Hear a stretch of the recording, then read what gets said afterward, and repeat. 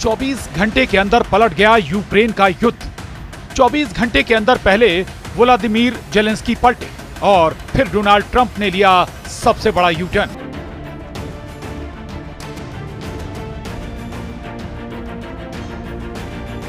दोनों ने मारी ऐसी पलटी कि दुनिया चौंक गई। 24 घंटे के अंदर पुतिन से लड़ने की बजाय अब अमेरिका से यूक्रेन लड़ने लगा। आमने सामने आ चुके हैं डोनाल्ड ट्रंप और व्लादिमीर जेलेंस्की, और यह ऐसा मुकाबला है जिसके बारे में पुतिन ने भी नहीं सोचा था। आखिर क्या हुआ कि यूक्रेन युद्ध पर ट्रंप और जेलेंस्की एक दूसरे से लड़ने लगे।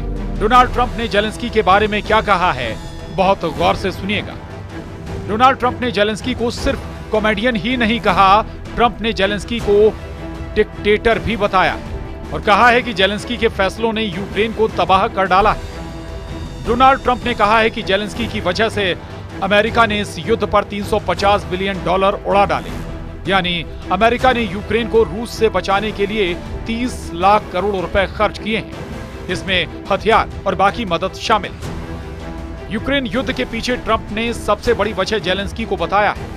उनको कॉमेडियन के साथ साथ चुनाव ना कराने वाला तानाशाह भी बता दिया है।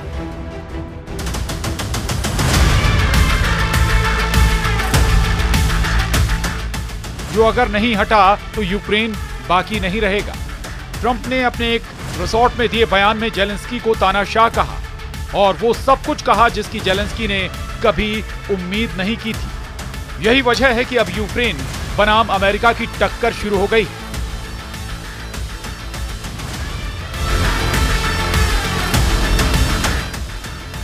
जबकि सच यह है कि यूक्रेन में पुतिन की सेना लगातार नए नए मोर्चे जीत रही है, यानी जेलेंस्की के सामने अब दो दुश्मन हैं। जेलेंस्की को अब पुतिन से भी लड़ना है, यानी दुश्मन नंबर 1, और जेलेंस्की को डोनाल्ड ट्रंप से भी लड़ना होगा, जो उनके दुश्मन नंबर 2 की तरह देखे जा रहे हैं। लेकिन ट्रंप को लेकर विरोध यूरोप में शुरू हो गया।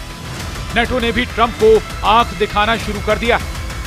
जो मिलिट्री गठबंधन अभी तक अमेरिका के साथ यूक्रेन को बचाने के लिए खड़ा था, वो अब अमेरिका के बगैर जेलेंस्की का साथ देने के लिए तैयार है।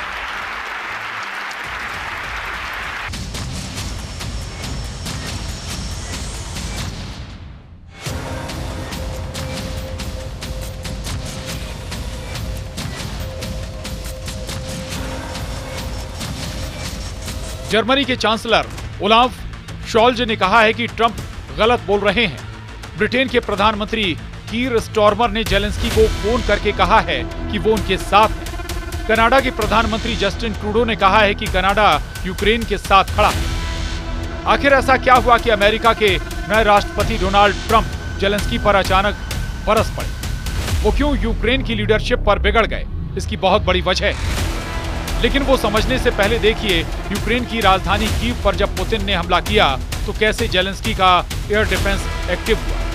ये वीडियो कुछ इजराइल के आयरन डोम की याद दिला रहा है, जिसने हमास और हिजबुल्लाह के सैकड़ों रॉकेट्स पर ऐसे ही आसमान में ब्रेक लगाई और इजराइल को बहुत हद तक बचा कर रखा। इस वक्त यूक्रेन ही नहीं बल्कि पूरे यूरोप का आसमान एक नए खौफ से जूझ रहा है।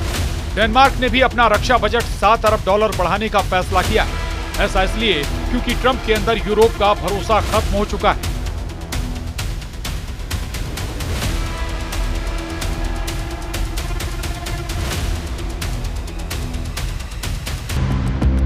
इसका सबूत है ये वीडियो, जिसने जेलेंस्की के साथ पूरे यूरोप को बहुत ज्यादा डरा दिया है। ये म्यूनिख सिक्योरिटी कॉन्फ्रेंस का वीडियो है, जिसमें कॉन्फ्रेंस के अध्यक्ष यूक्रेन का जिक्र करते करते रोने लगे। वहीं MSC के अध्यक्ष क्रिस्टोफ ह्यूसगेन का भी बयान सामने आया है। यह सम्मेलन एक ट्रांस अटलांटिक सम्मेलन के रूप में शुरू हुआ। शुक्रवार को राष्ट्रपति वेंस के भाषण के बाद हमें डर है कि हमारा वजूद अब खतरे में है।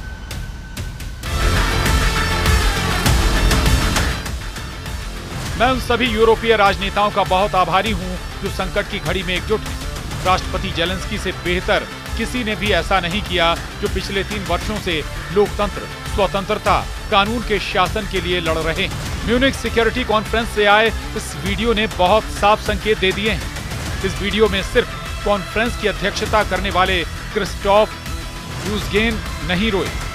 युद्ध रोकने के लिए ट्रंप और पुतिन की एकतरफा मीटिंग ने नेटो को हिचकियां देनी शुरू कर दी। सऊदी अरब में हुई मीटिंग को लेकर पुतिन भी काफी जोश में। पुतिन बता रहे हैं कि अमेरिका अब बदल चुका है और बातचीत के नतीजों को लेकर पुतिन के इसी आत्मविश्वास ने यूरोप के 3 देशों की आंखों में आंसू वाले हालात पैदा कर दिए। ऐसा इसलिए क्योंकि ट्रंप इस वक्त पुतिन के पाले में खड़े नजर आ रहे हैं, जबकि यूरोप को खतरा है कि यूक्रेन के बाद पुतिन का गुस्सा पूरे यूरोप पर बरसेगा और अब उनकी बारी आ चुकी है, जिससे बचना बहुत मुश्किल नजर आ रहा है।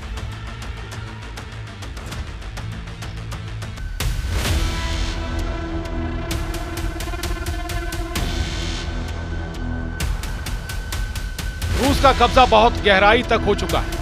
यही ट्रंप के लिए सबसे बड़ा सच बन चुका है और पुतिन के खतरनाक मोर्चों को देखकर अब उन्होंने युद्ध खत्म करने का अपना इरादा अटल रखा है। लेकिन इन सब के बीच पूरा यूरोप बुरी तरह फंस गया है। ऐसे में अब यूक्रेन को बचाने कौन आएगा? नेटो ने अपनी तैयारी पूरी कर रखी है। ये स्टेडफास्ट डार्ट युद्धाभ्यास की तस्वीरें हैं। ग्रीस में नेटो की फौज बता रही है कि चाहे रूस हो या फिर कोई और दुश्मन, वो लड़ने के लिए तैयार है।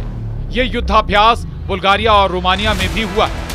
9 देशों से 10,000 से ज्यादा सैनिक इसमें शामिल हुए हैं। चौंकाने वाली बात है कि इसमें अमेरिका की सेना ने हिस्सा नहीं लिया। सवाल है कि नेटो अमेरिका के बिना कैसे लड़ेगा? क्या ये इसकी तैयारी हो रही है? क्योंकि ट्रंप तो अब जेलेंस्की को बचाने के मूड में बिल्कुल नहीं। वो इसलिए क्योंकि जेलेंस्की और ट्रंप की टक्कर अब दुश्मनी में बदलती हुई नजर आ रही है। दोनों में तकरार कैसे शुरू हुई वो भी बहुत ध्यान से समझिए।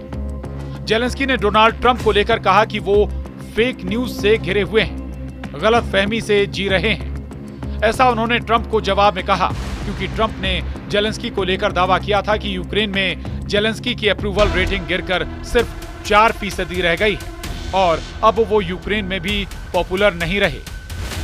अब जेलेंस्की और ट्रंप की दुश्मनी जग जाहिर होने पर यूक्रेन का युद्ध तो फंस ही गया है।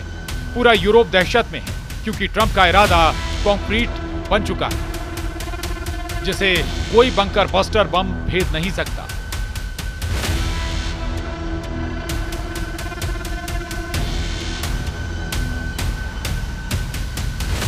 डोनाल्ड ट्रंप के इसी बयान ने जेलेंस्की का हौसला तो तोड़ ही दिया है। ट्रंप और पुतिन की केमिस्ट्री से यूरोप भी बहुत ज्यादा टेंशन में है। तनाव ऐसा कि पेरिस से लंदन और बर्लिन से लेकर रोम तक पुतिन की मिसाइलों का खौफ फैलता जा रहा है। अब यूक्रेन की कैपिटल कीव और खार्किव के अलावा ओदेसा में गिरने वाली रूस की मिसाइलें और उनसे होने वाले बहुत ही खतरनाक धमाके सिर्फ जेलेंस्की को ही नहीं डरा रहे, अब पूरा यूरोप डरा हुआ है। वहीं यूक्रेन को बचाने के लिए अब तुर्की सामने आ चुका है क्योंकि अंकारा के बॉस एर्दोआन ने भी दावा करना शुरू कर दिया है कि युद्ध रोकना है तो दुनिया को तुर्की का रुख करना पड़ेगा। Bureau report, news 18।